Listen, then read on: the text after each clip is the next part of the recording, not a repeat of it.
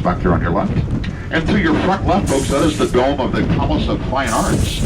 Built back in 1915 as a part of the Pacific Panama exhibition, if you will. That celebrated the opening of the Panama Canal. That again was built back in 1915, known as the Palace of Fine Arts.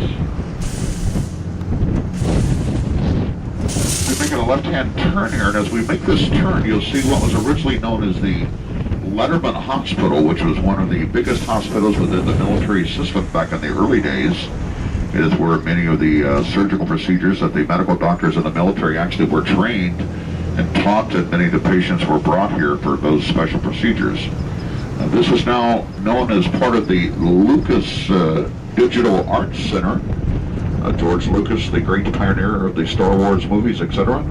Many of the pre- and post-productions of those movies were and will be continually utilized here.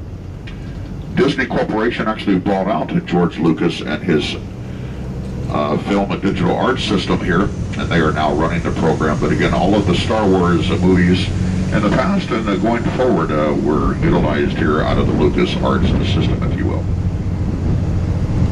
They take good care of the property too, don't they? Indeed they do. You cannot own property here on the Presidio. You can only rent and or lease. Even all of the commercial properties here are just leased or rented out. And all the private residences are rentals only, as this is still really part of the federal government in terms of the land, and any activities in the Presidio are considered federal activities. And if you were so inclined to commit a crime, you would be committing a federal crime if you did it here within the Presidio.